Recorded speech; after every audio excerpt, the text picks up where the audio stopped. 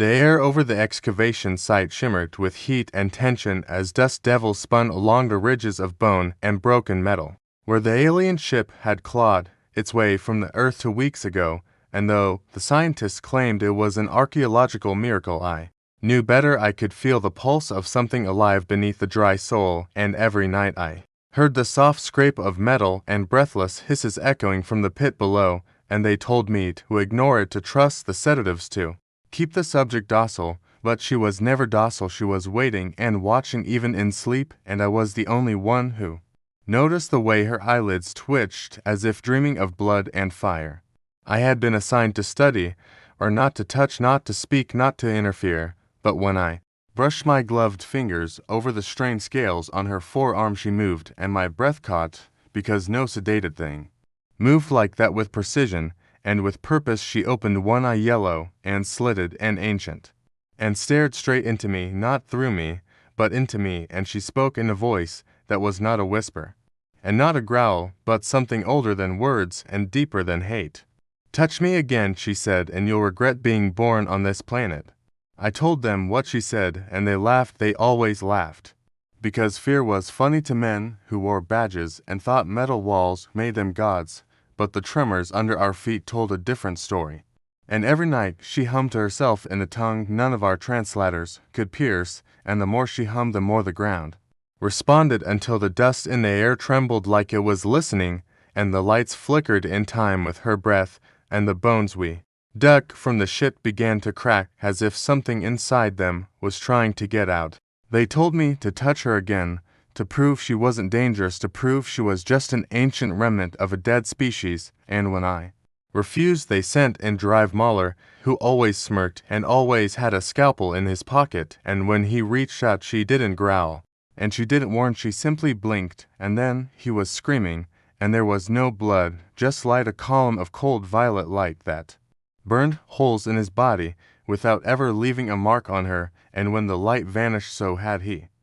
They told everyone he ran. They said he cracked from the pressure, but I knew better, and so did she, because that night, when I returned, she opened her eyes and said softly, almost softly, "One more touch from any of you, and I will wake the rest."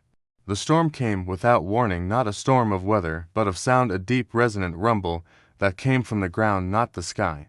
And every machine we owned died in an instant. Screens went black, comms crackled and failed, and every man and woman on base bled from the nose and ears except for me, and I think it was because I listened, because I never laughed when she sang, and maybe she knew that maybe she had marked me early as someone not quite enemy, not quite friend. They tried to contain her, they built a field around the crater, they fed her sonic inhibitors, they starved her and bombarded her with light. But none of it worked. She stayed still and sang, and the song infected the air itself. I heard the guards speaking her words in their sleep. I saw birds drop from the sky as if the melody was poison, and through it all she just sat on her stone in the crater, waiting for one more touch. I stopped wearing gloves. I stopped reporting to command. I sat on the edge of the pit and I listened, and one day she turned her face to mine and asked, "Do you remember what your species did the first time we came?" And I could not answer, because I did not know. I only knew that the ground beneath us was not empty, and her voice could reach farther than we could ever run.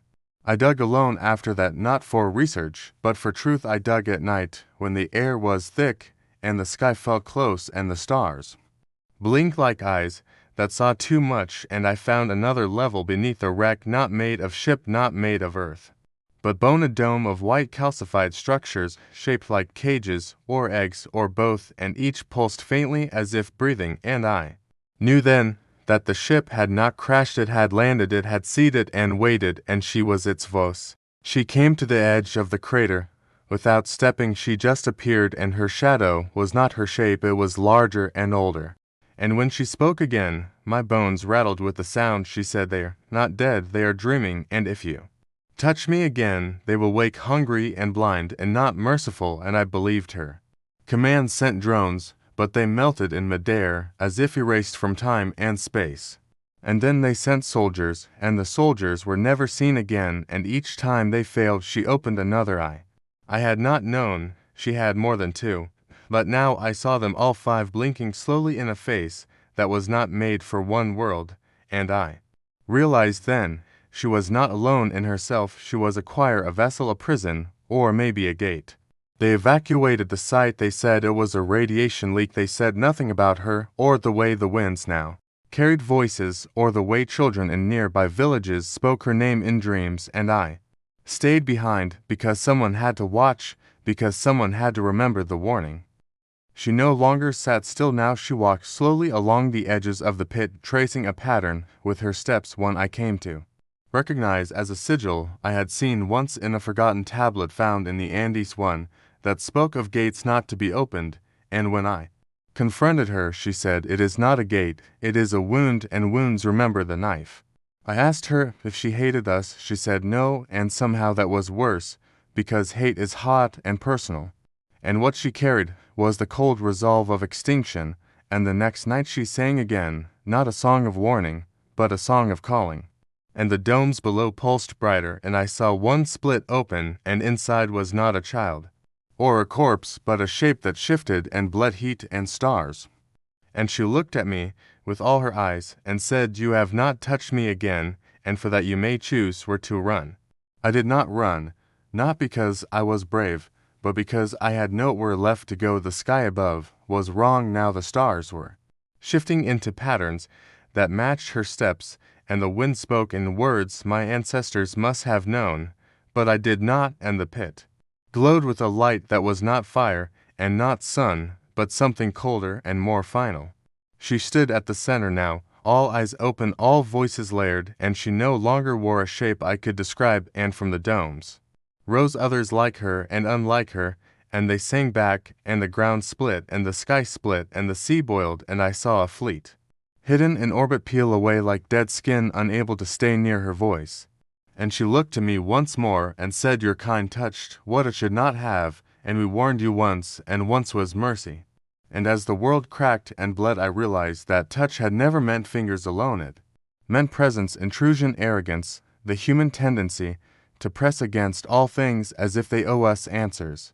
I saw the cities burn not with fire, but with forgetting, and I saw the stars blink out one by one, and I watched until the end, until only her voice remained, whispering not hate, but memory, and not fury, but truth. "Touch me again," she had growled, and now the planet itself regretted ever having hands.